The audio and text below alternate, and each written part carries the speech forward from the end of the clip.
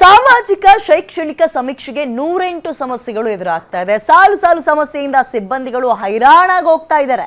ಒಂದು ಕಡೆ ಆಪ್ ಸಮಸ್ಯೆಯನ್ನ ಸರಿಪಡಿಸಿ ಅಂತ ಪಾಪ ಒತ್ತಾಯ ಮಾಡ್ತಾ ಇದ್ದಾರೆ. ಮತ್ತೊಂದು ಕಡೆ ಬೇರೆ ರೀತಿಯ ಸಮಸ್ಯೆ ಆರಂಭ ಆಗಿ 4 ದಿನ ಆಯಿತು. ಈ ಜಾತಿ ಗಣತಿಯ ಸಮೀಕ್ಷೆ ಅಂತ ಇದ್ದಾರೆ ಇವರು.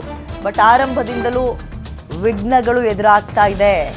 ಟೆಕ್ನಿಕಲ್ ಇಶ್ಯೂಸ್ ಸರಿ ಆಗ್ತಾ ಇಲ್ಲ. ಅದನ್ನು ಸರಿಪಡಿಸಿ ಅಂತ ಟೀಚರ್ಸ್ಗಳು ಒತ್ತಾಯ ಮಾಡ್ತಾ ಇದ್ದಾರೆ. ಲಾಗಿನ್ ಆಗ್ತಾ ಇಲ್ಲ, ಮ್ಯಾಪ್ ಎಲ್ಲೆಲ್ಲೋ ತೋರಿಸುತ್ತೆ. ಈ ಮ್ಯಾಪ್ ಪ್ರಕಾರ ಹುಡ್ಕೊಂಡು ಹೋದ್ರೆ ಬೇಲಿ ಒಳಗೆಲ್ಲ ಹೋಗ್ಬಿಡ್ತೀವಿ ಅಂತ ಇದ್ದಾರೆ ಒಬ್ಬೊಬ್ರು. ಹಳ್ಳಿಗಳ ಕಡೆ ಬೇಲಿಗಳ ಕಡೆ ಎಲ್ಲ ಮನೆ ತೋರಿಸ್ತಾ ಇದೆ ಅಂತ. ಟೆಕ್ನಿಕಲ್ ಇಶ್ಯೂ ಇದೆ. ಬಟ್ ಆರಂಭದಲ್ಲಿ ಅವ್ರು ಹೇಳಿದ್ದು ಮೊದಲನೇ ದಿನ ಅಲ್ವಾ ಸಮಸ್ಯೆ ಇರುತ್ತೆ, ನಾಳೆಯಿಂದ ಸರಿ ಆಗುತ್ತೆ ಅಂದರು. ಬಟ್ 4 ದಿನ ಆದರೂ ಕೂಡ ಸಮಸ್ಯೆ ಸರಿ ಆಗ್ತಾ ಇಲ್ಲ. ಬಾಗಲಕೋಟೆ DC ಕಚೇರಿಯ ಬಳಿ ಶಿಕ್ಷಕರು ಪ್ರತಿಭಟನೆ ಮಾಡ್ತಾ ಇದ್ದಾರೆ. ಶಿಕ್ಷಕರ ಸಮಸ್ಯೆಯನ್ನ ಕೇಳದೆ ಸಮೀಕ್ಷೆಗೆ ನಿಯೋಜನೆಯನ್ನ ಮಾಡಿದಿರಿ ನೀವು.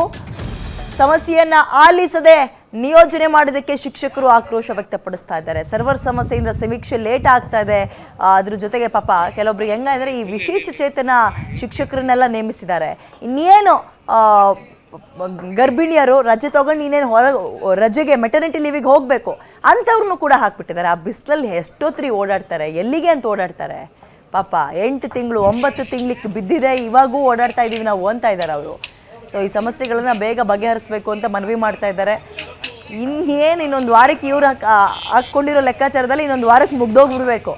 ದಸರಾ ರಜಾ ಮುಗಿತಾ ಇದ್ದಂಗೆ ಮಕ್ಕಳು ಸ್ಕೂಲಿಗೆ ವಾಪಸ್ ಹೋಗ್ತಾ ಇದ್ದಂಗೆ ಟೀಚರ್ಸ್ಗಳು ಅಲ್ಲಿ ಅಲರ್ಟ್ ಆಗಬೇಕು, ಅಲ್ಲಿಗೆ ಹೋಗಬೇಕು. ಇಲ್ಲಿ ನೋಡಿದ್ರೆ 108 ತಾಪತ್ರಯ. ಇದು ಯಾವ ರೀತಿಯಾಗಿ ಪೂರೈಸ್ತಾರೋ ಏನು ಕತೆನೋ ಗೊತ್ತಿಲ್ಲ. 450 ಕೋಟಿ ಪ್ಲಸ್ ಅದು ಇದು ಖರ್ಚು ಅಂದ್ಕೊಂಡು 600-700 ಕೋಟಿ ಇದು ಹಾಗೆ ಹೋಗ್ತದ?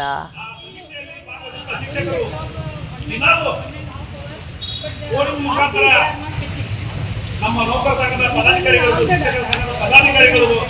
ನಾವು ಭರ್ತಿ ಮಾಡುವುದಕ್ಕೆ ಪ್ರಾಥಮಿಕ